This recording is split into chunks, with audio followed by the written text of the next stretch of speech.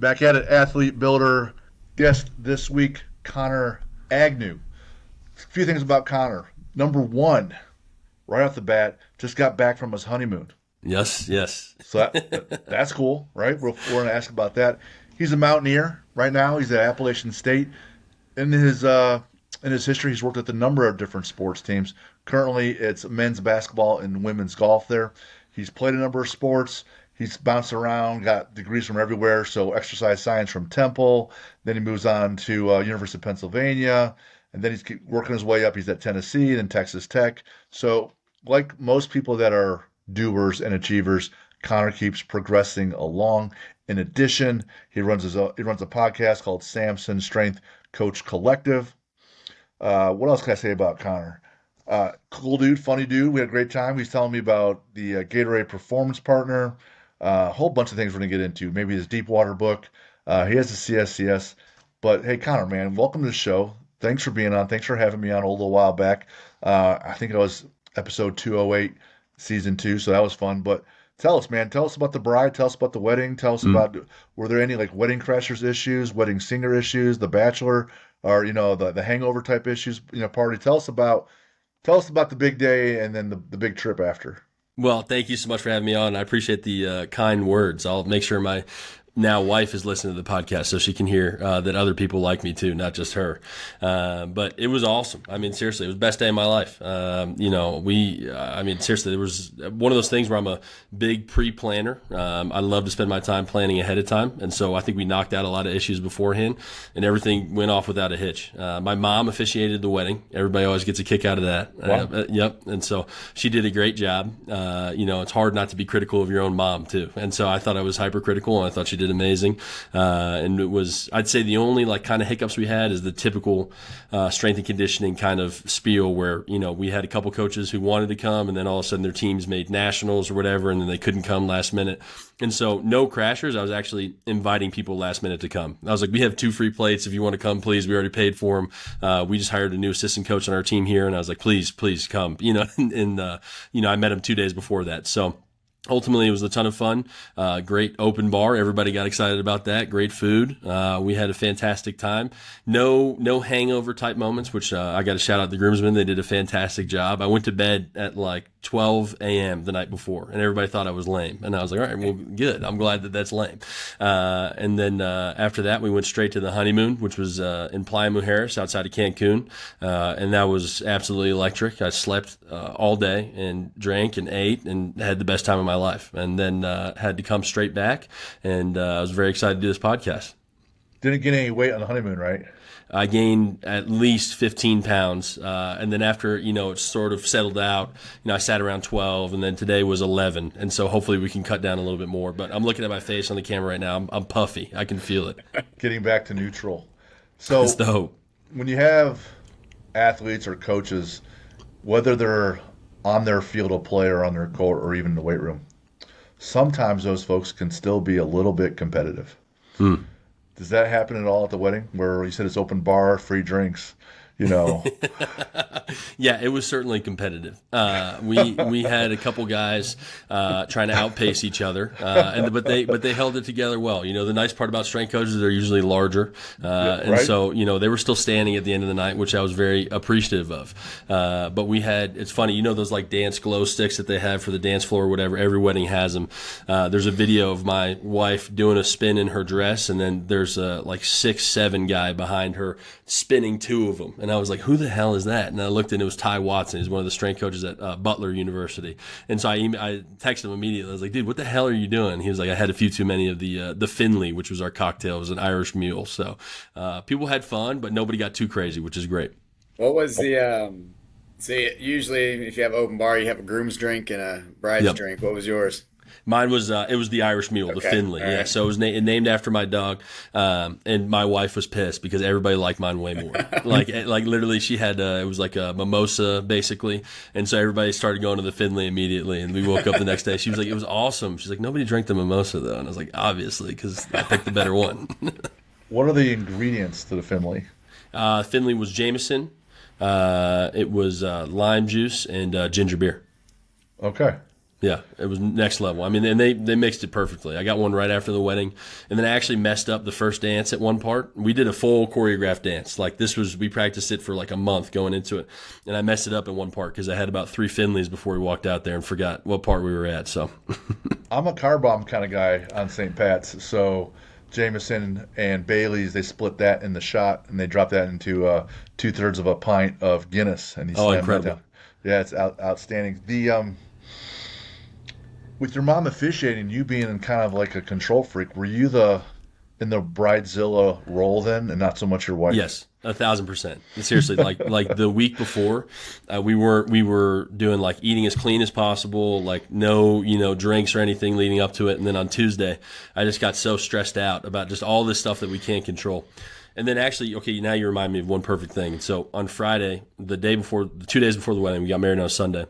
That Friday, I was laying in bed. It was like 6 a.m. and I woke up, and again, I was in my bridezilla mode already, thinking about all the things that could go wrong and that we had to control.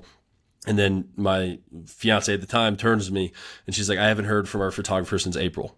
And this is late May. And I was like, "Excuse me?" She's kidding. Yeah, no, dead serious. Oh Dead my serious. God. Has not heard from the photographer since April. And I was like, come on. Like, I had a million questions, and I was like, all right, I got to be patient here. And I was like, okay, well, we'll call her phone number. Try to call her phone number, completely dead. We got 0 responses on any of the emails. And so we literally had our friends bring their cameras just in case. And then the wedding planner said, email her last second, say there's an emergency with the venue. And she emailed us back in 15 minutes. So, not a lot of respect for the bride and groom, but she knocked it out for the the facility, no problem. I think she wanted to add that little extra flavor so you remember her. So, Oh yeah, absolutely. That was a dead quiet 3-hour ride to Knoxville. Like, because I'm trying not to stress her out, and then all I'm thinking on the side is like, what are we gonna do? I'm going to kill this lady, right? Exactly. I was not pleased. If you're working with the basketball team, so Lucas and I, we're based out of Indiana. Mm-hmm. Pacers are in the finals. OKC, and OKC's strength coach is coming on here I think next month. Oh, that's awesome. We keep having to push it back because he has these awesome problems where they keep winning. I wish right? I had that problem too. That'd be incredible. Kept winning, and then one of his guy got the MVP, so we had to reschedule that night. It was the same night. I was like, dang. So, but yeah. So, who? Or I got 3 questions. Have you been paying attention to NBA at all? I've been locked in for the finals. And now NBA regular season, I'm not very good about it. That's fine. What do the Pacers need to do to win? I think rely on Tyrese Halliburton more than anything. I mean, it cracks me up, all the memes about him selling his soul to the devil, because, I mean, he seriously has been doing a fantastic job. So, obviously, last night's game was a little bit different, but I think that's your guy. You got to go to him. Just ride that horse. Yes, absolutely. And OKC, what do they need to do to win? I'd stop Tyrese Halliburton. That's it? Yeah, I think that's the answer. Gotcha. So who's winning? I would actually like to see the Pacers win. I think that we're going to see OKC ended up winning this. Yeah, I think they've got more depth. I think they've got the better overall team, and obviously having the MVP always lends to a little bit more success too. And just like that, 9 minutes. This is now our shortest episode, and we are over. So that's Connor Agnew, everybody. Thanks so much. Email me, jim@athlete-builder.com. I'd love to be wrong. Right? All right. So you're in Vegas. You're picking OKC. Got it. All right. Let's switch gears a little bit. And the first question I had, back in Tennessee days, volunteers, right? And I've only been to Knoxville once. My son plays for Ball State. So one of their Tennessee's tune-up games a couple years back, they were playing at Nyland Stadium. It's out, it's amazing. And since Ball State wasn't a threat, all the fans were super cool. Right? But if we were Alabama or Florida and they rolled into town, it's going to be a little different. But we're getting free rides. They're walking us, making sure we're getting back to our hotel. Some people giving us drinks. Right? Tell us about your Tennessee recruiting visit. This is a great one. So, at the time, I was just working as an intern with football. I was not getting paid. So what I had to do on the weekends was ended up going out for Uber and Lyft. And so I drive until 3 a.m. just to make sure I could make rent or whatever. Now, the strength coach there was incredible. He would pay us $100 for every time we came in on the weekend for a recruiting visit. So that was a big help. But I think I was short on rent or something coming up on that next Monday, and I certainly had to pay it. And so I ended up staying out till 3 a.m. he calls us in early for the recruiting visit. So I got about 2 hours of sleep. And so how they set up the recruiting visit is the first rack is power cleans. Okay. And so that they've got 185 on the bar, right? Second rack is overhead press. It's 185 as well. Third rack is bench press, 275. And then the fourth rack is squat, 315, right? Which these numbers are, not unattainable for me. I've done it before, and you got to do 5 reps at each. It's not a big deal. And so the head strength coach will talk through. This is for the big groups, right? So there's 40, 50 people, including recruits, families, everybody, and all the recruiting girls that were there too, which I was trying to hit up every single one of them as well, right? And I'm like, well, this is my time to shine, right? So they picked me that day. And for some reason, they ended up loading on 225 for power cleans, right? And I'm like, all right, this is not a big deal. I can handle this, right? And so I ended up looking at all the other racks too. I think somebody played a joke on me. They loaded them all up with different weights for that day. And then so we ended up going in reverse order. And so we started off with squat. And I'm like, all right, squat is actually the one I'm the least concerned about, no problem. And so I hit all the squats, no problem. He's talking through the entire lift. I hit the bench press, no problem. He's saying why we do bench press. Overhead press, no problem. That's always my best lift. And then we get to power clean. And I get set to go pull. And I'm like, I'm absolutely gassed. Like I have 0 in the tank right now. I'm like, all right, well, I'll just man up. Like seriously, it's not a big deal. And so I go down to get it. I pull as hard as I can. And I get it just like right to my xiphoid process, right where I should be able to do. And I try to go duck under it, and I do one arm underneath and the other arm stays on top, and it jams my elbow straight back into my thigh. And so I give myself a Charlie horse and drop the bar, and it is dead silent in front of like 40 to 50 people. And the only thing you can actually hear is me breathing because I'm exhausted, and we went the wrong order on this stuff, right? And so then I go to clean it again, do the exact same thing. Boom. And so then I drop it again. And then the head strength coach literally comes up to me, whispers in my ear, he goes, "You better get some gumption." So he steps back. I clean it up again. I'm supposed to do this for 5 reps, right? Drop it, and I clean it up again for 2. And the last one is literally like, high schoolers' first ever power clean, with 95. Like my chest, my nipples are on my quads. I'm like literally barely standing up with it, and I get it up. And then I drop the bar, and he's like, all right, that's a recruiting presentation for today. And then for the rest of my entire internship, all they would say is that I had 0 gumption. So the Tennessee fans were very nice, but I certainly was not their biggest fan for the day. That's for sure. Dang. And the poor guy's just trying to make ends meet, That's exactly it. Exactly it. Because if you weren't dirt poor, you wouldn't be out working Lyft, driving people around, drunk people around your car all night long until 3 in the morning. This is exactly it. Yeah. And he actually made that clear on another lift we had. We had Nordic curls, which was great, right? And I've always been a strong hamstring guy for some reason, right? And so I was able to do a Nordic curl. I would still have to push off just slightly, but it was technique. I'll give myself that perfect, right? And so we go all the way down. I push off. This is in front of the entire team now. So this is actually half the team, so 50 guys. I push back up, and then he goes, "Connor, do another one," right? And I go down and do another one. It's great.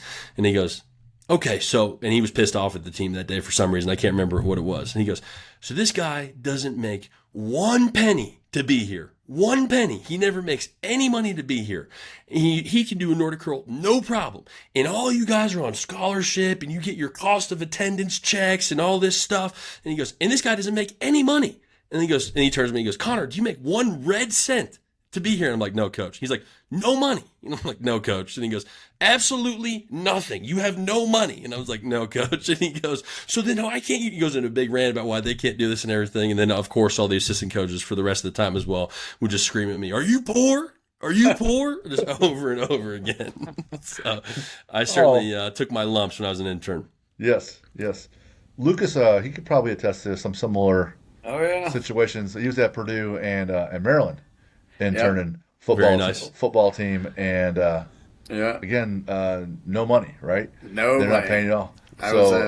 Living on a lot of protein bars from the facility. Oh yeah. I remember one time I was when I was at Purdue. This was kind of like my first I better not do that again. And it was so I was at Purdue, and if you know who Jeff Eaton is, he's the associate director now at Virginia Tech, and I yawned. This is my first time working with college, and I went, and he's way on 32 racks down, way down there. He's like, "I better not see you yawn ever again, Lucas. You better get your shit together." He was lighting up, and I was like, "Oh never yawn ever again. Yeah. You know? You get blasted for the smallest stuff. It's insane. Yeah. Oh yeah. Yeah, you do. But I'm a better coach for it, I would say. Likewise. One of the things I always ask people that are coming on the show, what are some of their plans down the road? And your long-term plan says, I want to develop a strong family. Yes. Does your wife play sports, and how tall is she? Okay, you have certainly made fun of me for this before, right? Because we've always talked about the genetics aspect would be huge. Yes. So my wife did play tennis, and I mean, I will say she's a pickleball animal. Can absolutely pick them apart. The only downfall out of everything for my wife is that she's about 5'5". So when I say strong, I mean I'm looking for a bowling ball son or daughter who will be the best wrestler or Right. Olympic lifter or power lifter of all time. That's what Sure. I'm looking for. Yeah, we're not set up for middle. Maybe potentially we could move to Texas and find the one school that still runs a fullback, and hopefully that could be their success. Yeah, yeah. But maybe wrestling, man. Iowa State, Oklahoma State. I wrestled in high school. It was certainly exhilarating time. Unless you guys move out to Utah and go the Mormon route with multiple wives, this is probably what you're looking at. Right? This is it. This is the way, and I've stuck with it, and I understood that. We actually talked about it at the altar. I said, I love you even though you're 5'5". So, Despite, this is one of your 6 things, and I made peace with it. Got it. Okay. All right. I always ask people, mindset, knowledge, teammates, nutrition, training, and recovery, and you had some good topics and discussion things on the mindset piece. And I asked you for building the athlete's head. You said a mental check-in every morning. So let's talk about what a mental check-in every morning is. And after there, let's go straight into self-determination theory I'm ready to learn today. So, yeah, absolutely. Mental check-in, what's that look like? Is it, a BAC? Breathalyzer? Was that what's going on? Certainly after the honeymoon, I needed a BAC before I did anything in the morning. That's true. All right. So the mental check-in, that's a process I implement for myself. I tell my athletes about it, and I hope they do the same thing. But you can hope to disseminate information. You never know how much it actually gets applied, we'd say. But the mental check-in piece for myself, it actually started during my internship process. And so what I noticed was on the days when I woke up and all my thoughts were predominantly negative, that was going to be a bad day. And so it seems simple, right? But I noticed that, okay, if I got up and it's 4:00 in the morning, right, we got to get ready for 6 a.m. lifts, whatever it may be. And my first thought is, I can't believe I have to do this, right? And I can't believe I have to go there. And I can't believe I have to, set all this stuff up. And then I'm going to be there till 6 p.m. tonight. And I have to do the exact same thing tomorrow. And just like this constant train of negative thoughts. And so what I noticed was on those days, it was by far the worst days that I had. And it could have been a very neutral day of what actually happened during the day. It could have been a great day of what actually happened. But my mindset was already at a point where I was negative, and I would view everything else that happened as negative during the day. If it was something good, it was like, okay, well, it went well today, but it's going to suck tomorrow. And that negative mindset just stuck around. And then I noticed on the days that I was excited about stuff, right? It may have been, okay, today's a 6 a.m. lift, and then we're done after the 6 a.m. lift, and I get to go home, and I don't even have to drive for Uber tonight, right, during my internship, whatever it may be. I noticed that those were the great days no matter what. And so it took me a long time to kind of develop this process and really start to do it. And I first really started doing it on a daily basis when I got to App State 3 years ago. But the process is just understand when you wake up, there's 15 minutes typically. My normal morning routine is I'll shower the night before. If I've got an early morning lift, I've got my clothes laid out. I literally wake up, brush my teeth, eat a quick breakfast, and within that time, I've got 15 minutes. And I try to say to myself, okay, within those 15 minutes, were the majority of my thoughts positive or were they negative? And so that time where I do that full check-in is when I get in the car, because I like to wake up as late as possible, get in the car, sit down. So as soon as my butt's in my driver's seat, I immediately think, okay, were all my thoughts predominantly negative or were they predominantly positive for today? And so most of the time when you start doing that audit process, you start to notice you think more positively just because you do it. But what I also noticed is that I immediately had the opportunity to turn my days around because I did that audit. And so when I sat down and I saw that most of my thoughts were negative, I forced myself to think of a couple of things. The first one is just being grateful for my position. There are a million coaches who are unemployed right now and love to have the job that I have. And you know what? Part of the best part is that I work for a great staff and we win a lot. And I like doing those things, right? And so understanding that I'm in a great position. And then a bigger piece too is recognizing that all this really doesn't matter at the end of the day. Ultimately, I know you guys have had some amazing guests on the podcast previously who have done some amazing things. I might hopefully get to change some athletes' lives and get them excited about, fitness or help them determine their mindset for the rest of their lives. Like those things do matter. But at the end of the day, I'm just the guy who yells at the end of a bench at a basketball game. And if we lose a basketball game, nobody dies. There's no great loss to the universe, right? I may feel like my universe is ending at that point when we lose a non-conference game or whatever it is, but it really doesn't matter. A lot of people do a lot more important things on a daily basis. So just understanding that, you have to be grateful for the fact that you get to do something that's fun and something that ultimately you get to enjoy, but is not a life or death matter. And so those are kind of the big pieces from the gratitude standpoint. The second piece is thinking of some positive things that I know for a fact that I can do today or something that I'm excited about for that specific day. And so the third piece, and this last one's kind of crazy, but the exact same guy who reminded me how poor I was taught me this technique too, right? But it's literally put your hands together and then you rub them together and then you say to yourself, I feel great, today's going to be a great day. And then you say it louder the next time, I feel great, today's going to be a great day, until literally you're yelling it, I feel great, today's going to be a great day. And sometimes it literally tricks you into feeling like today's going to be a great day. Sometimes you just laugh at yourself because it's, 5:30 in the morning and you're yelling at yourself in the car, today's going to be a great day, whatever it is, right? And then I just noticed that when I checked myself in the morning and saw that I had a negative mindset and I was able to turn that around, my days just got better and better and better. And I just was so much more happy with where I was at in life. I was so much more happy for others as well, too. I stopped playing the comparison game where, one of my best friends just was hired as the director for Florida State University, and we're the same age, right, for the Olympic strength department.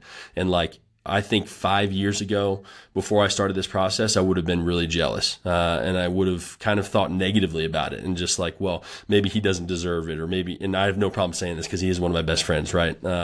But now when he got it, I never once had a jealous thought in my mind. I just said, that's amazing because that's an amazing person who got an amazing position, right? And good things happen to good people in my mind. So it's eliminated the jealousy factor, it's eliminated the comparison game, and it's eliminated the negative days. Now, it's not infallible, right? There might be some days where, I remember after we lost in the conference tournament this past year, I tried to do the same process, and I was like, I need another day, right? But ultimately, I've noticed that on a daily basis, it just raises the quality of my day on an average basis. It's just much better, and I feel like I'm a better person for it. I feel like I'm a better coach because I just understand that a lot of my day was within my control. There's about 10 different things there that are outstanding. And I love that you have a process for this and you had enough self-reflection. Hey, man, this isn't working so well. Maybe I should try a different approach. The guy that's sitting at the end of the bar every Thursday, Friday, Saturday, sometimes they never think, maybe I need a different approach. And, that's that rate of learning. You get hit in the face and you don't move your face. You get hit in the face, you don't move your face. Like, intelligence is the rate of learning, right? So when you change your approach from I have to gratitude, that's just simply changing the word I have to I get to. Mm-hmm. I get to go in, right? So, words have value, and when your brain hears it and your mind hears it and you feel it, it starts sinking in there. It kind of trickles in like a little leak and starts developing that self-conscious, and so you have that gratitude. So usually if you're grateful for something, it's kind of hard to be mad. Mm-hmm. It's hard to be mad, right? Hey, you know what? I'm happy I got this. I'm lucky to have this. So it is hard to be mad. And you think about the potential for that rest of that day. Like I remember early on when I opened my gym, every quarter I had a huge interest payment I had to pay to these lenders that lent me the money to get the gym going. And so those few days leading up to it, man, as I'm trying to make sure I have all the money scrounged up together to make this payment, you're stressed out. And then I go through on that day and I write all the checks and I send them out and I'm like, I have enough money to cover everything. And I'm like, okay. Once I had that stress gone, I literally felt like I was taller. I've been walking to the gym. Like, so the stress has a real physical toll. So if you start off with some gratitude, like you said, you talk about the potential, and then you have this increasing crescendo of affirmations that I feel great, today's gonna be a great day. All right. I feel great, today's gonna be a great day, right? And you're right. Sometimes I'd be like, bullshit, this is bullshit, man. Fuck. All right, I'll say it, but I'm not all in today. Hmm. But you're still saying it, right? So maybe you're a little bit, instead of being 100% negative, maybe I'm only 75% negative now. So at least move the needle. And other days you might be 50% or 100% to the good. And at least you're making an effort, and you have a process where I'm going to repeat this and then see how I do. And what you're saying is, well, I came with this process. I had this third tweak with the affirmations.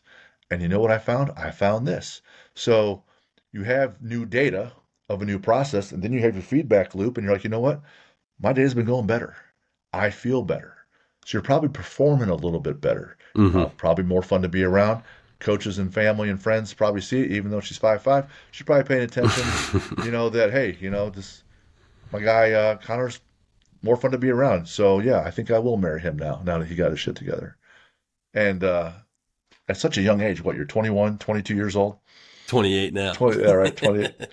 Man, good for you. Good for you. Do you get much traction with your athletes with the same process? Is it sinking in a little bit where guys will start doing it every once in a while, or some people come up and do it?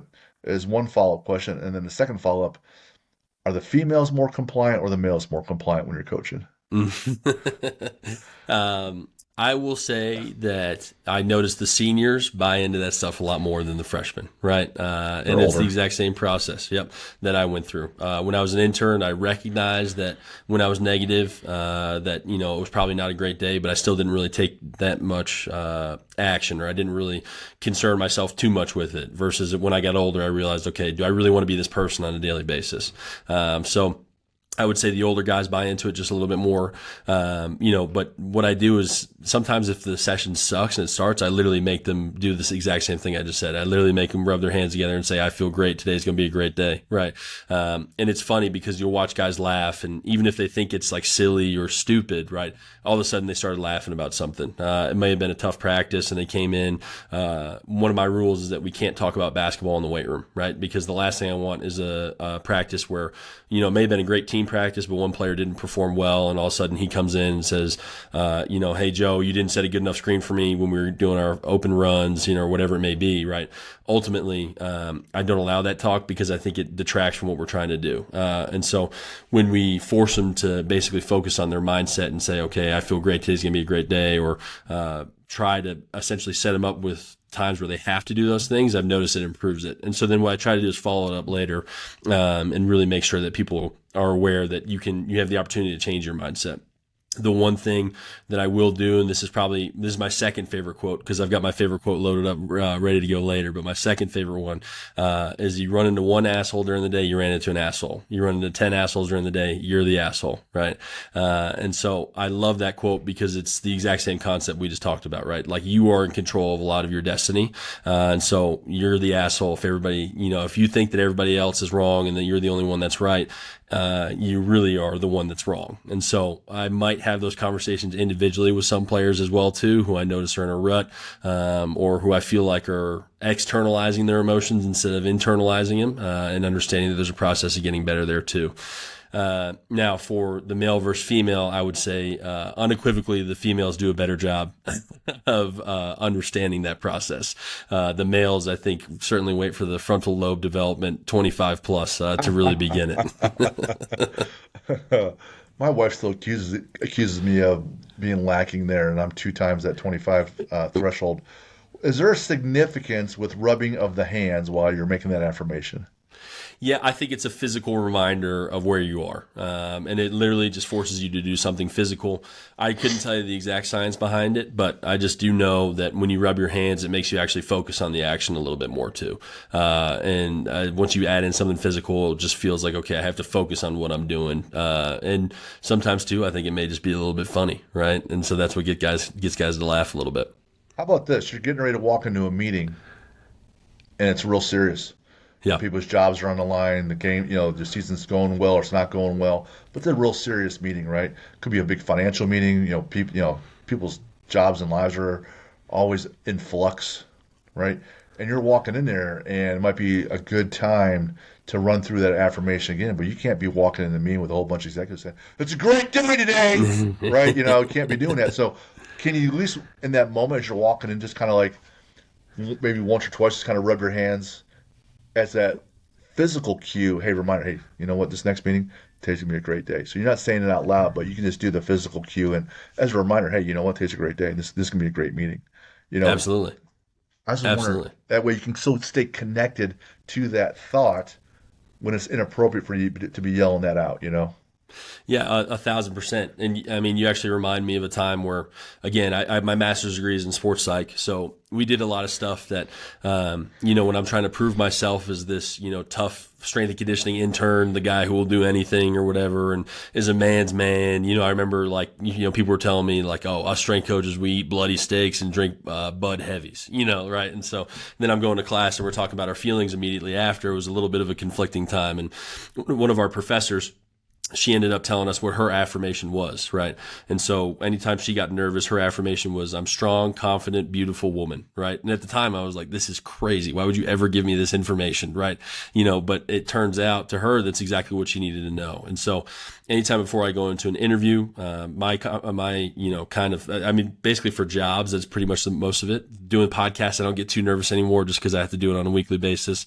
But ultimately when we go in for interviews, it may be a new job, like you said, maybe a very serious meeting. I always tell myself, I'm knowledgeable, I'm confident, I can do this. And I started repeating those affirmations myself, and I just noticed my heart rate physically drop. Like that's a big thing that I notice. My physical response is my heart rate starts skyrocketing. I don't get sweaty. I don't get, clammy. I don't really even breathe that heavy. I just notice my heart rate spikes.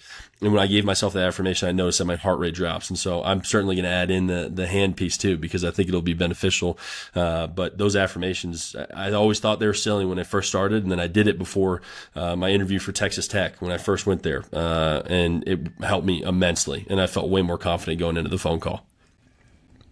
Two podcasts ago, I did a piece where I broke down the power of pressure. And one thing for the long term, how to handle pressure in the long term is simply over prepare so much that you're ready. Yep. And you ask, and to stay motivated, you keep asking yourself why this is important. In the very short term, like the next play or the next day, or everything's happening in a moment. It's not like weeks or months down the road or a season down the road, but it's real close. You ask yourself, why does this not matter? Like if I can miss this lift, I can get this exam, I could bomb this exam, we could lose this game. Why does that not matter? So when you ask yourself that, then it kind of takes the pressure away. And I think one piece that we had this Marine sniper instructor on, and he's a big man of faith, and it was wild.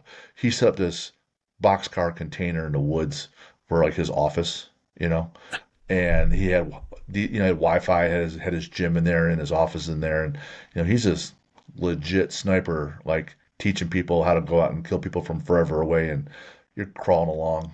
And anyway, so he's real harsh for most of his life, Mm-hmm. Don't be flat out either win or you're a pussy, right? Mm-hmm. And then he marries this lady who's a psychologist, and kind of gets his head in a better spot, and then added in faith. And so, I understand I'll be the man's man where I only eat I chew on the coffee beans, and I got a big dip in my mouth while I'm squatting 585 for 10, But if you do know and believe that, whether I believe this or not, but you, Connor and Lucas, that you are enough, like in God's eye, like you are enough. And if you know that you are enough, like you can quit your job tomorrow, like you are still enough. Mm-hmm. And if you know and believe that, and you believe you're part of God's plan, then a lot of those big pressures really kind of just float away. I'm not saying don't be sharp, don't be focused, and don't use that pressure to your advantage. But if you're in a bad spot and you can't handle it, and things are going real south, and you're making some bad decisions, know that you are enough, and it's going to take a lot of things away, and then regroup, reassess, get some help, and then move forward. Yeah, it's amazing how relieving that thought can be, right? And I think especially for people who are high achievers or people who are very high anxious state people who overthink, like I was, with the Bridezilla. That's a good example, right?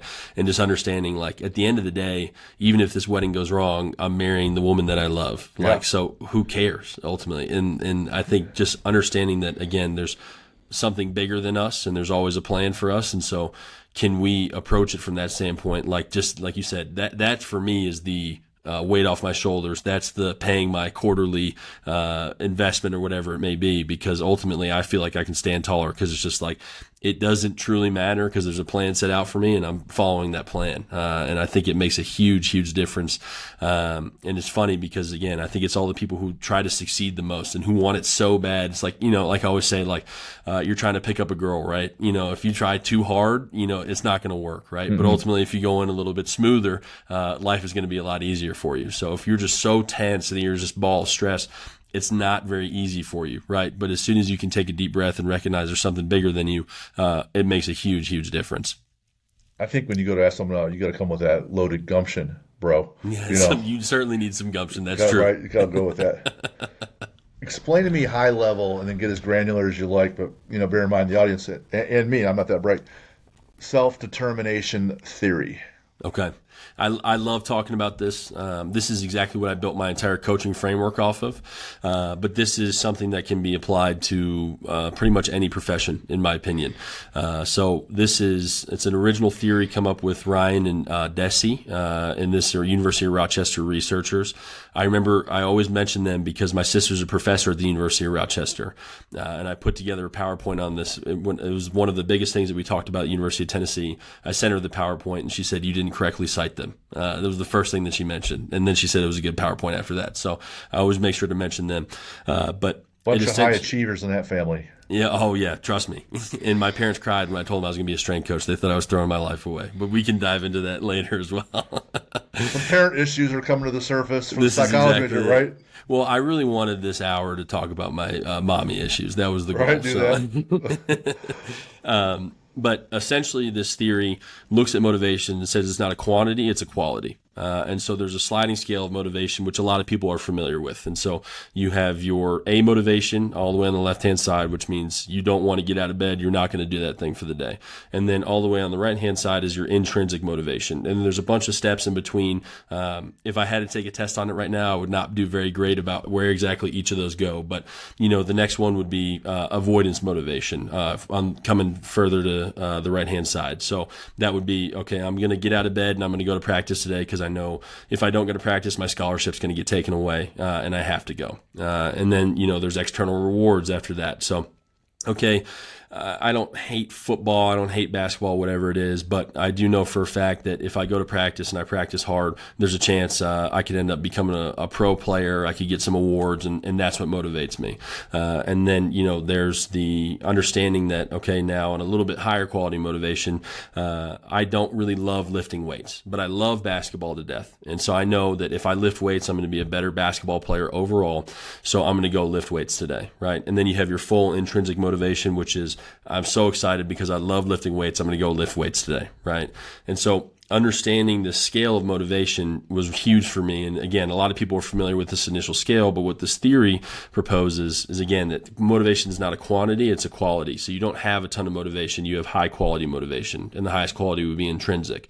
And so they break it down and they say that there's actually 3 factors that influence it the most. And so the first one that everybody always talks about is autonomy, which is basically, do I have a say in what I do? Do my values align with the organization's values as well too? The other 2, which I always love to talk about a little bit more just because everybody knows about autonomy, right? If I have a say in something, I'm going to feel a little bit better about it. But then there's competency, which means, am I good at what I do? Do I feel like I'm good at what I do? And so somebody could be low competency. They could be, Tyrese Halliburton, right? But if he thinks he's a bad basketball player, ultimately he's not going to be successful. He's going to feel like he has low competency. And then there's relatedness, which is, am I part of the group? Am I somebody who I feel like I have influence in the group? Do I feel like my voice has a say? And so all these three things are directly interrelated, and they show that if somebody has a low amount of any of these, let's say the autonomy and competency are high, but the relatedness is low, they're going to have a lower level or lower quality of motivation as a whole. And then if somebody has low of all three, they're going to be sliding into that A motivation or avoidance motivation pretty much 100% of the time. And so I love it because you can find three direct factors that directly motivate athletes. And it's one of those things where people always are looking for ways to motivate athletes, but now there's a direct psychological framework that shows exactly what you can do and actionable steps that you can do. And Lucas, I'm sure you're going to ask your wife about this afterwards. And I'm sure she'll be familiar 100%. with it. Yep. But to dive a little bit deeper into each, right? So autonomy is, do I have a say in what I do? But there's a study that they did, and this was not related to autonomy at the time, but they essentially had two groups. It was novice putters, people who have never putted a golf ball in their life, never played mini putt, whatever it is, okay? And then the control group did not get to choose the color of their golf ball, and the experimental group got to choose the color of their golf ball. The experimental group by far and away did better than the control group, solely because they got to choose the color of their golf ball. So then after they did the study, they said it might be related to the autonomy piece. They might feel like they have a say in what they're doing. So then they took it a step further, and this one is what blew my mind when I first heard it when we were hearing about these studies is the first group does not, they both have to sit in a waiting room now, right? And before they go out to putt. The first group, the control group, does not get to pick what painting they look at on the wall before they go out and putt.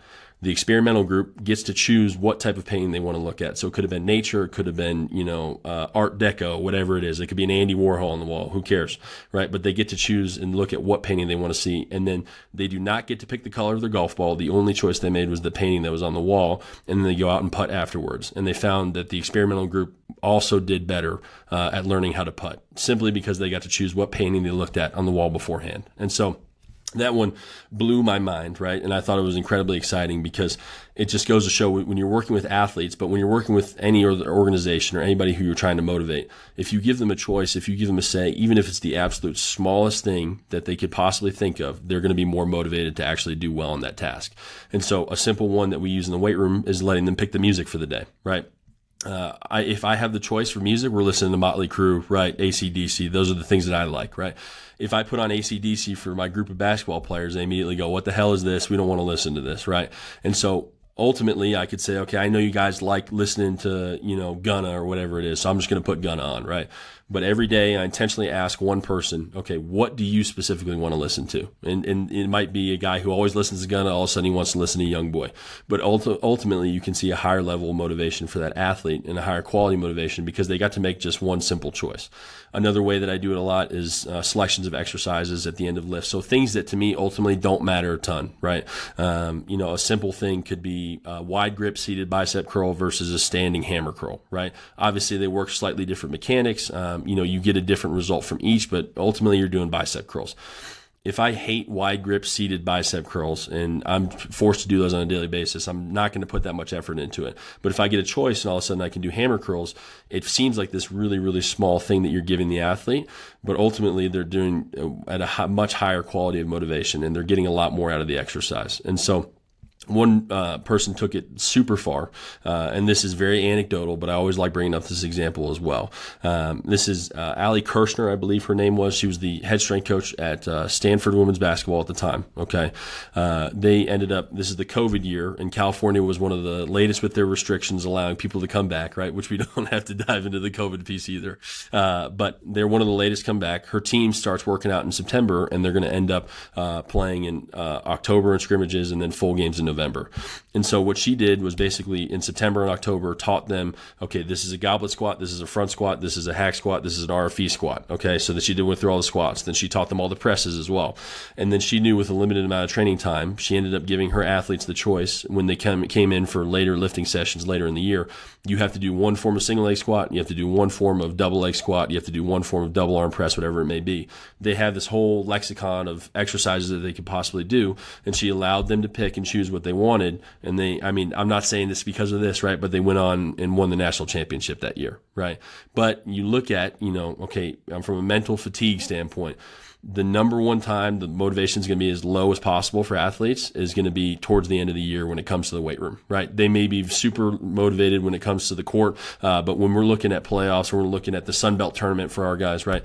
They don't want to be in the weight room lifting. They want to be getting extra shots up. They want to be watching more film. They want to win, but it kind of goes, with blinders on to, okay, I need to focus on just basketball. And so she found a way at the end of the season when people are super low motivation and super low quality motivation to find a way to kind of inspire them. So that's the autonomy piece. A lot of people are really familiar with that. But the other two, I think you can identify a lot with athletes, and I have an example for each one. And so the competency one is one of our, strength and conditioning is so different from how people approach things. And everybody has a different methodology, and almost every methodology works if you're consistent enough, right? So I'm not saying that my way is better than the other, right? But I did have a lifter come in, and she was a women's basketball player, and, she was not happy with how her body looked. Ultimately, she, felt like her body was not where it needed to be. I thought she was in great shape, but herself and her view of it was not positive. And then we talked about where she transferred from, what she did lifting wise there. And she said she felt like it was all this bulking, lifting, and whatever. Right. We don't have to get into the exact science of it because we know it doesn't really matter. It's, your nutrition, how you approach it. But when I sat down with the athlete and when we actually talked through a plan for her, what I noticed was that she understood and felt better about what we were actually doing. And then towards the end of the year, she ended up losing about 10 pounds. And I actually have a sign right next to me, which I can text you guys a picture of. But at the end of it, she said, "Thank you, Connor, so much. You changed the course of my basketball career," simply because she lost 10 pounds and she felt like she looked better, and that made her a better basketball player as well. And so competency doesn't have to be a direct skill. It could be your own self-worth. It could be how you view yourself. But ultimately, this is somebody who felt so low about themselves in one area. She was a great leader otherwise. I think she had a lot of autonomy and a lot of choice. She was, like I said, a leader for the group, so her relatedness was very high, but her competency was low.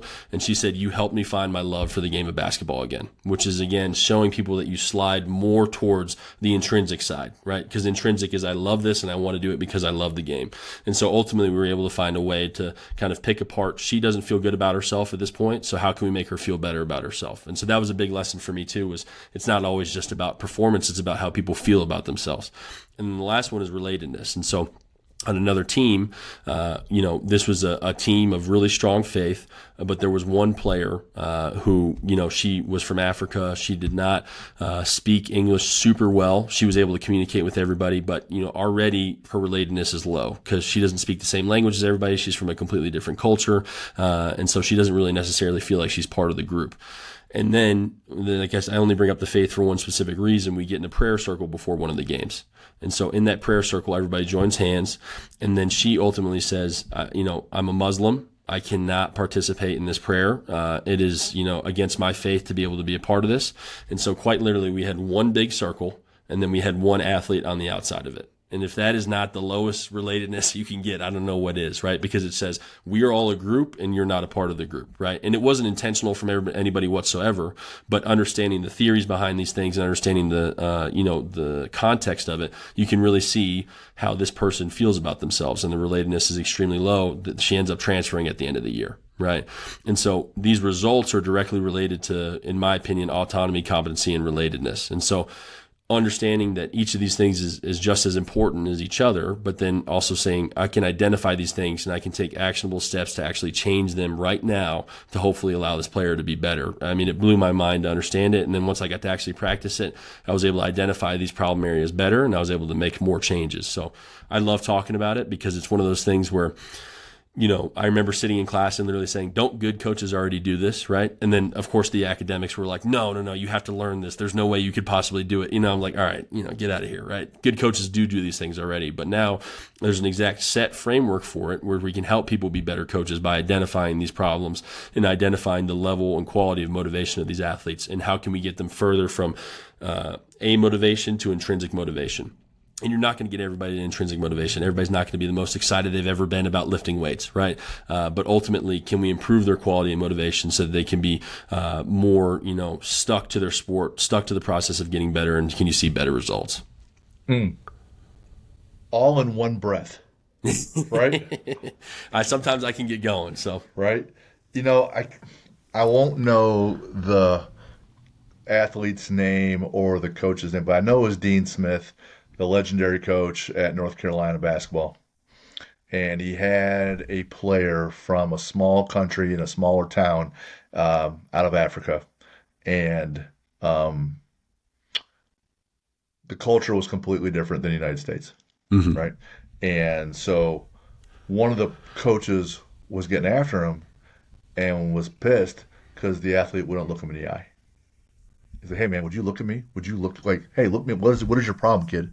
Look me in the face. Look me in the eye while I'm talking to you." And finally, because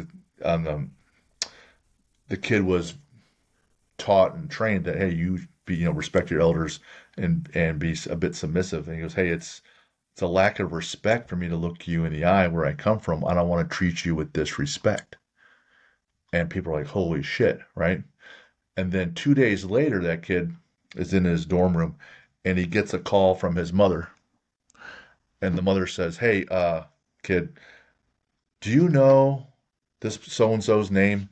And she rattled off one of the assistant coaches' names. And he goes, yeah, that's one of our coaches here, Mom. I haven't seen him for a couple days.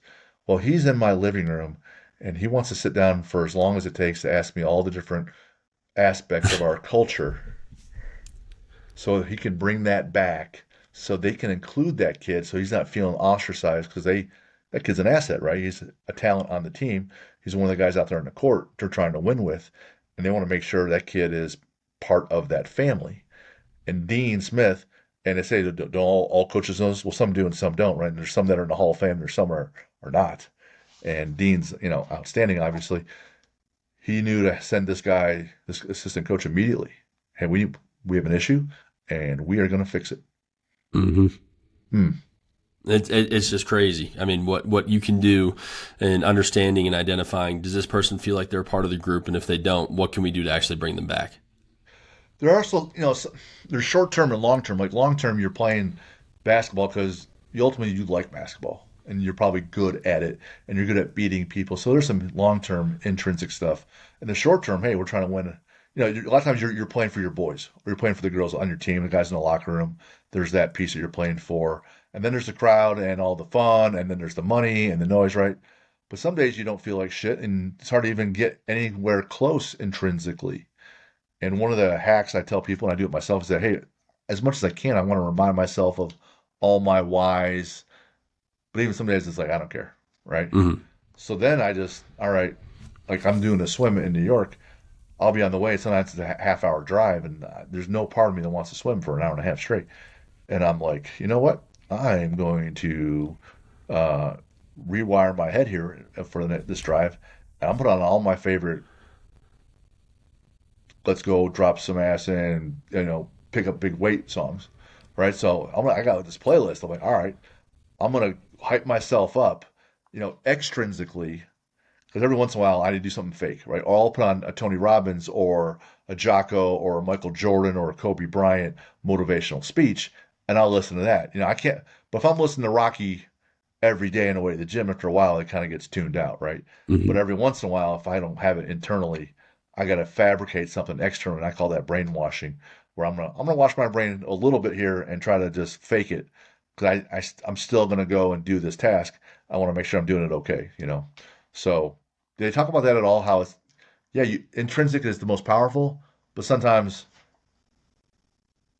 got to go a different route. Yeah, certainly. And I think I agree 100%, right? Because again, there's days where I know for a fact I don't want to lift, right? And one of the things I always go back to is kind of like those small YouTube edits, of like power lifters back in the day. Like I Right? love pumping iron. I love watching those, movies and kind of those quick clips. And I love watching, videos of Arnold, basically doing his thing, right? Those things get me a little bit more pumped up. And so there's certainly days that those exist. I think you just have to look at the sum average of those days. And so do I have to do this stuff, like you say, every single day? And if I have to do it then I really probably have a problem with my motivation. But Right. if it's a Tuesday and I'm just feeling a little bit tired, there might be some external factors. Maybe I went to sleep late. Maybe I had a couple too many Finleys the night before, right? And I've got to get excited for it. That's okay. But, if I'm feeling like this on every day that ends in Y, there's a problem. And that's what needs to be addressed. I can tell you every day that I had to go to engineering classes for the first 3 semesters at Purdue, my motivation was low, and it wasn't because I wasn't good at math. I was good at math. Yep. I could not stand this shit. I was like, you know what? Well, I didn't turn my homework into that day, or I got a bad grade in that quiz. Oh, well, there's some negative repercussions, but they weren't negative enough for me to change. And after 3 semesters, when they invited me not to return to the engineering school, I was thrilled. I'm like, Hmm. sweet, sweet. I'm going to the business school. It's what I want to do anyways. And so I quickly moved over there because I should have stopped lying to myself. Hey, this is really what I wanted to do. So you're right.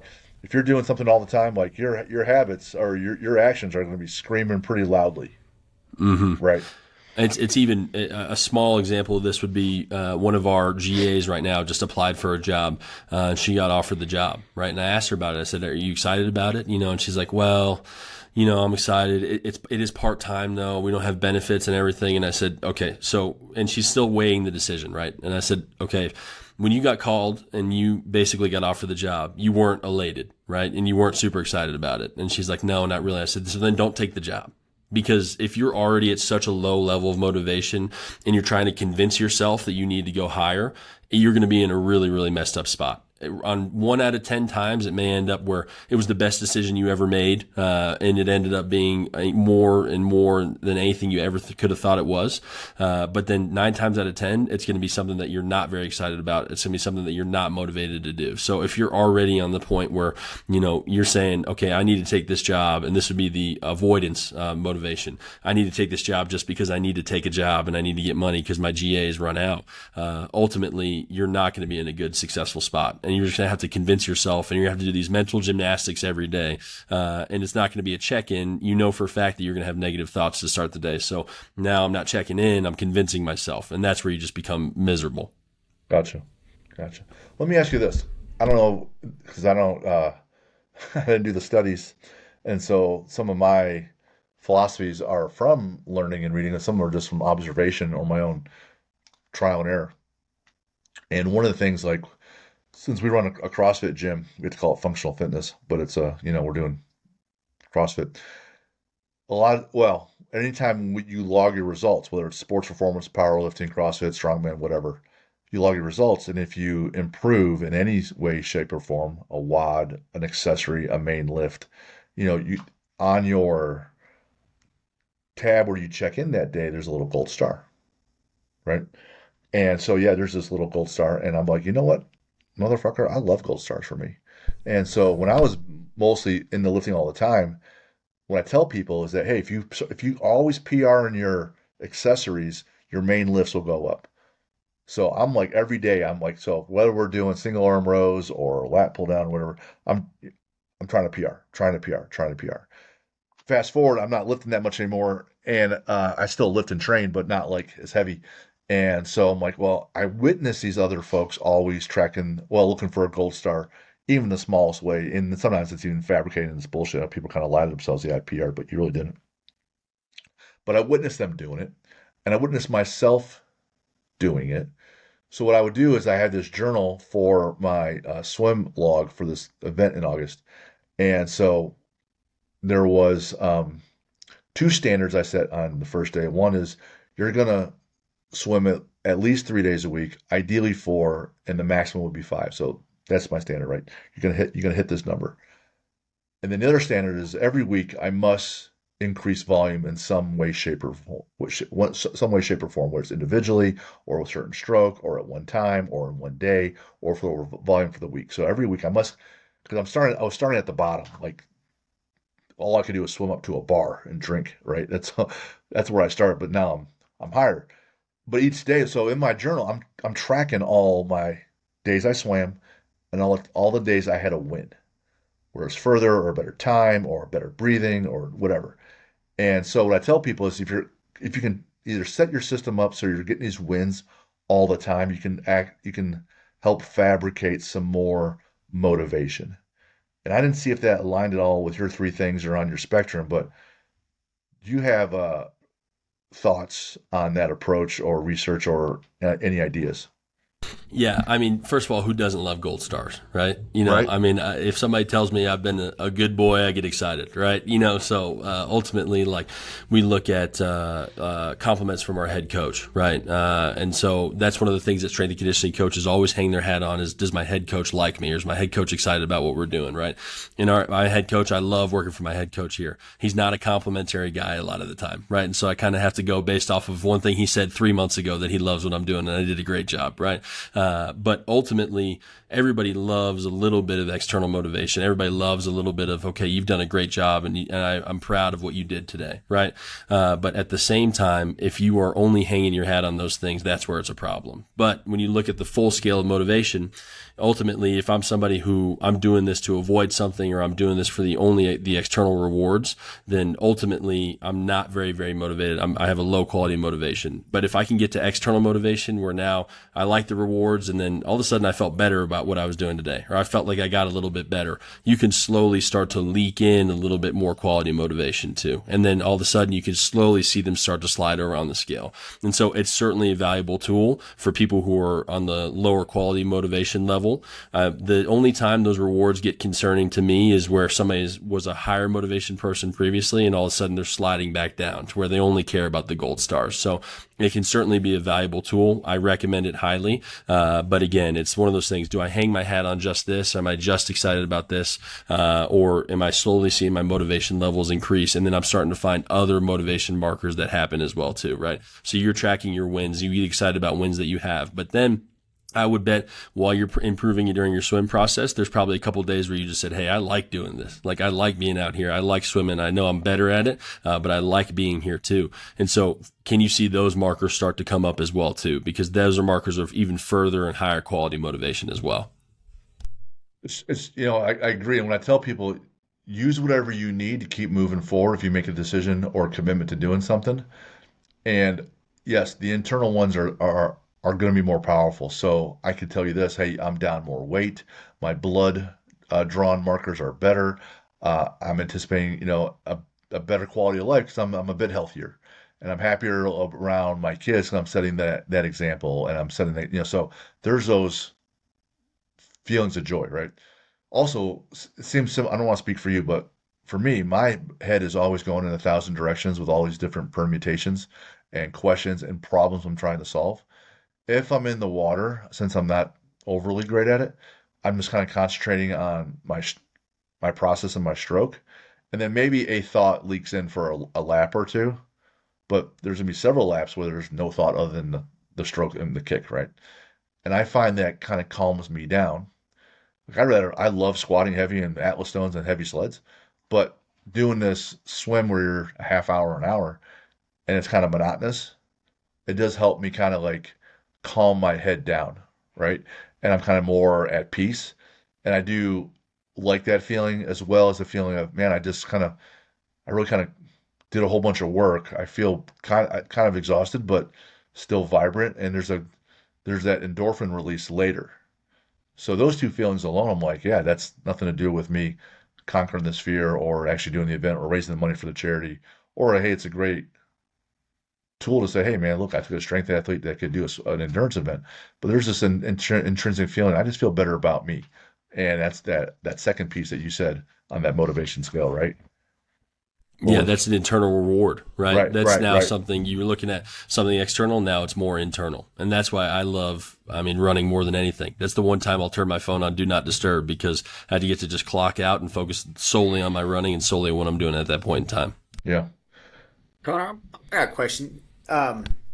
So with seeing a lot of people talk about mental strength, um, there's a lot of coaches and professionals out there that say mental strength is fake, and it's really task oriented, saying it's basically saying you're able to handle the task and the requirements to complete the task. You either have it or you don't, or you're trained or prepared to be able to do it, and that's what mental strength really is. Or do you believe in having mental strength? What a traditional person would think of that, like whatever that may be. We all kind of understand what mental strength is, or uh, what do you think about that? Do you think that's a real thing, or do you think mental strength is real, or is it fake, or is it task oriented, or what? I think mental strength is 1000% real, in my opinion. And I think a lot of people kind of buck back on it.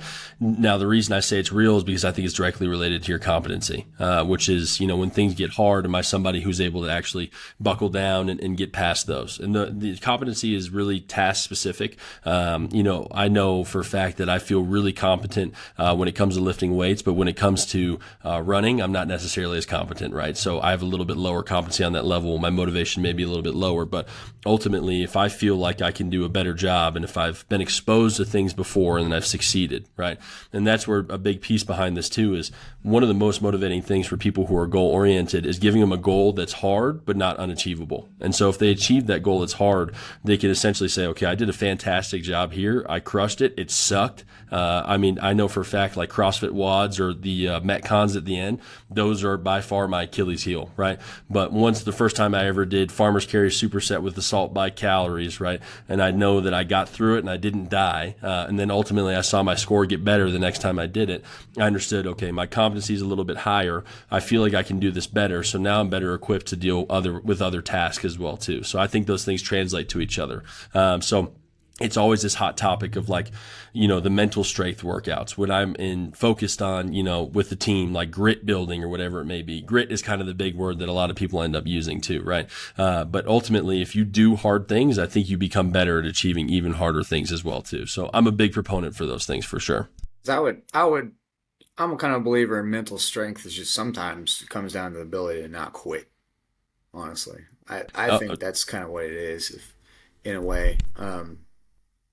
Trust me, I had to learn that with high school wrestling. That was my big thing. I was the worst wrestler of all time, and my high school was very, very good at wrestling. And so we had one guy go to Cornell, another guy go to Cornell, another guy went on and wrestled D1 as well too. I mean, elite of the elite, and I sucked. And so I got pulled up to varsity.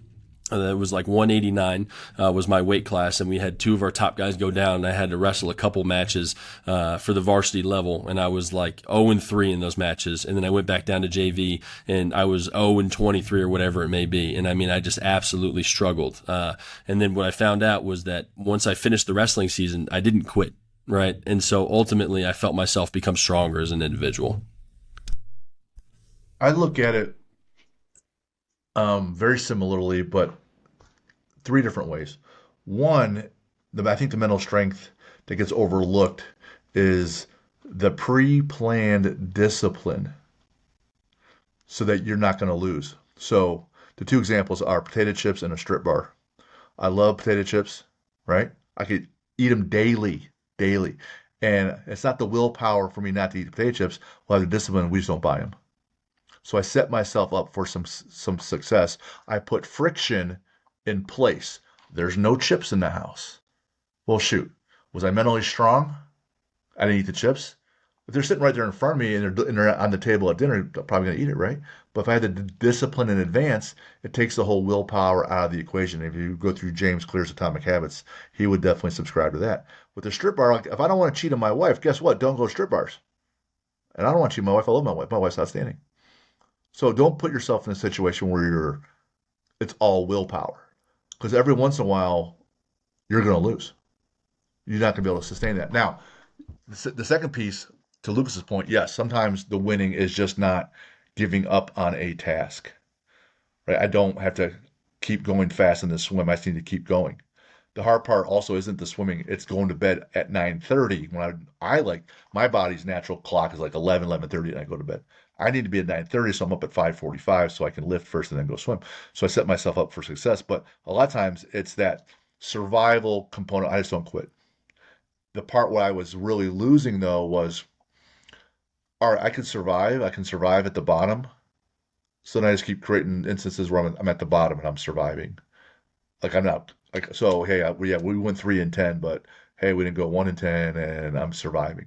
That's not thriving, right? And to your point, Connor, I think when you have a task that's challenging, and as an example, let's say my ability to handle challenges is the size of a baseball, and if I then increase it to the next challenge is the size of a softball, so somewhere within that circumference, it's somewhat bigger, but I don't go from a baseball to a hula hoop size, right? That's way too big, right?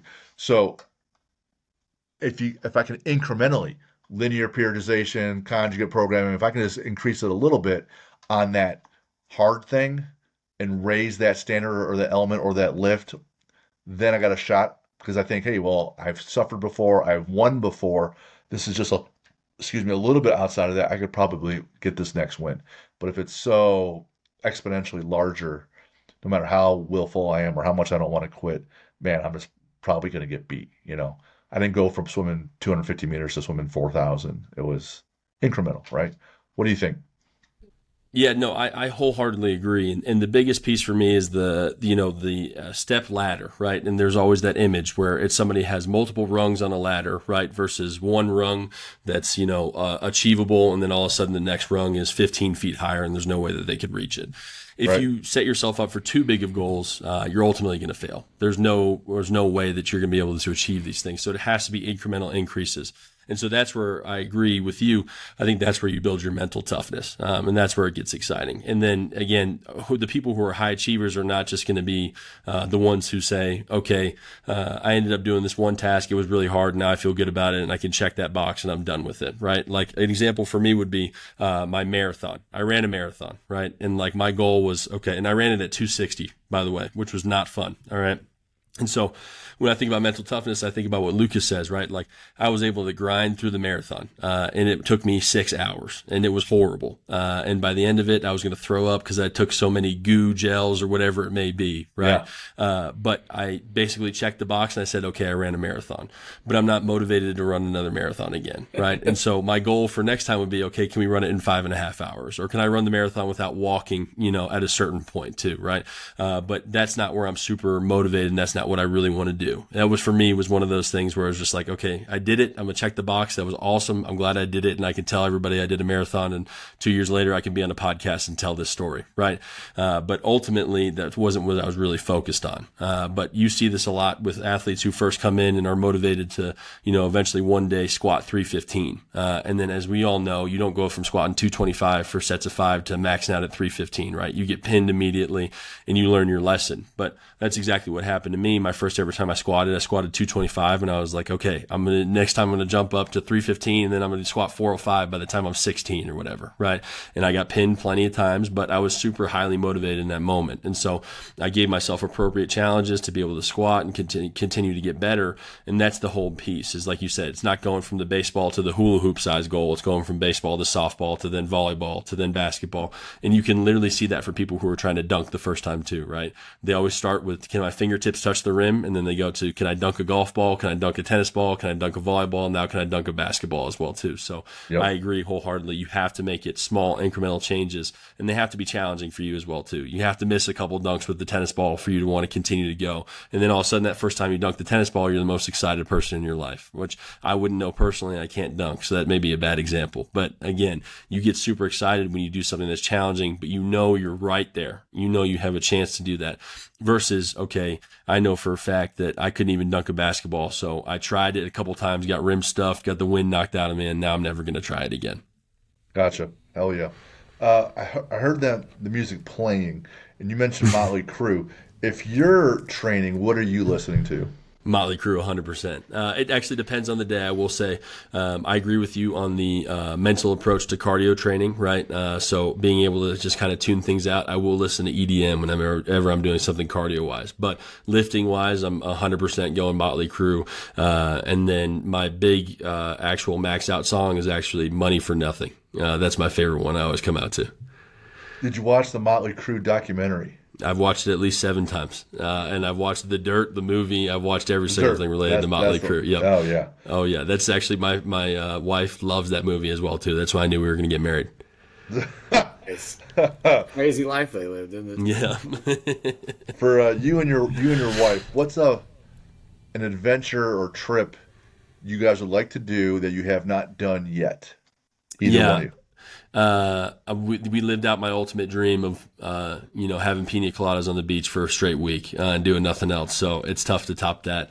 For some reason, I've always wanted to go to Paris. I don't know why. I feel called to go to Paris. So that's my goal. I'd want to go to Paris, France. That'd be my one adventure I'd love to do. How about you got a favorite sports movie or two? Yeah. Miracle is by far my favorite sports movie. Hockey. I remember seeing that. Yes, hockey. I remember seeing that in theaters.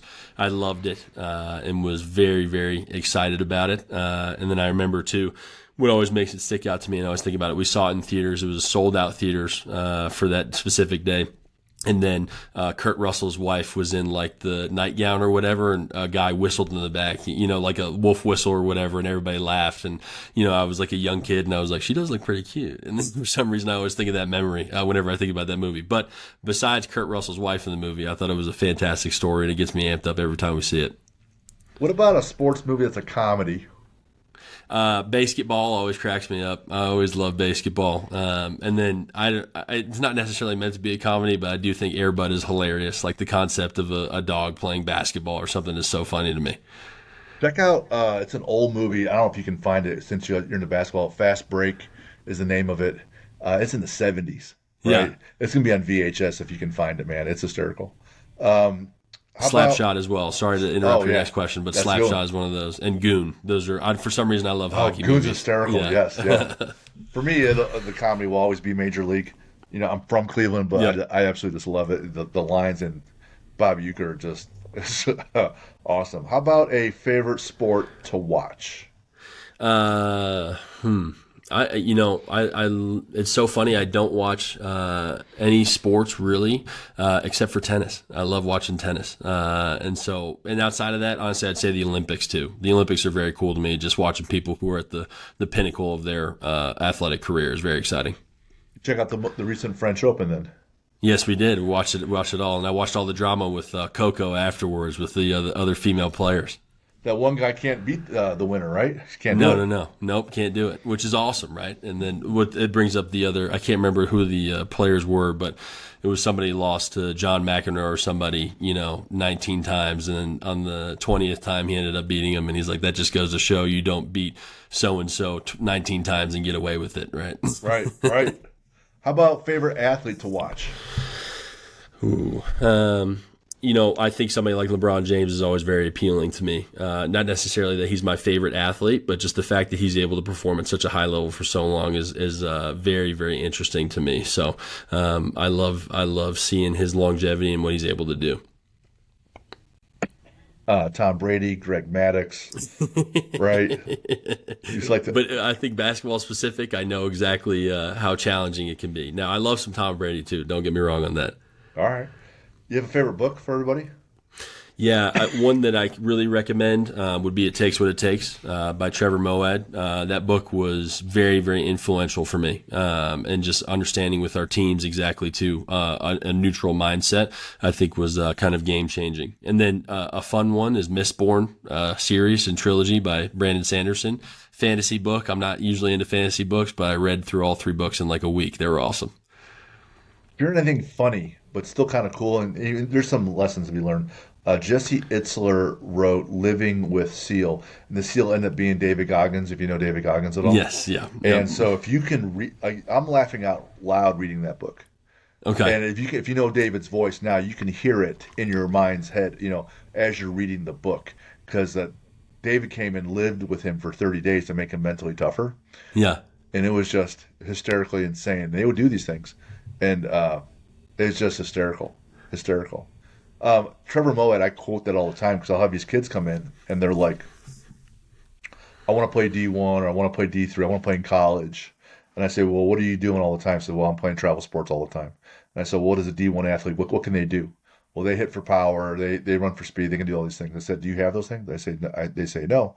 And I say, well, it takes what it takes. So if you don't ever develop any of that stuff, you can't play. Mm-hmm. And they're like, well, you're not strong enough, you're not powerful enough, you're not fast enough.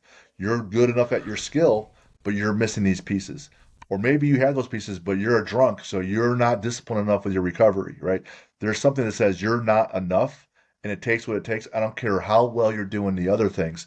It still takes what it takes. And I quote that book in my own book all the time. I love what Moawad put out there. Really. It takes what it takes, man. 5'5" isn't dunking in the NBA, right? It takes what it takes. So that either hit the standard or make it a reality, or make some other choices. And so it was just like, hey, here it is, man, black and white, go. So I love that book. It's a great recommendation. I always ask the question, why are you surprised? right? Yeah, Because yeah, the whole concept of it is, I know that I should go to bed at, 9:30 so I can get up at 5:45 the next day, but I went to bed at 12 o'clock and now I'm tired. Like, why are you surprised? Like, yeah. like you act like you didn't know that you needed to do this thing and all of a sudden it negatively affected you. Like, why are you surprised? Now you're dumb twice.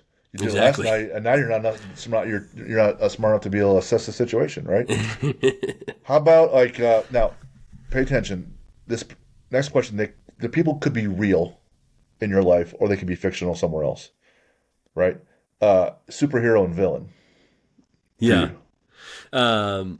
Okay, so this is always a little bit funny for me. I love the villain side first, and this is actually it is not a cartoon villain, Okay. but my favorite villain of all time is Javier Bardem's character in No Country for Old Men.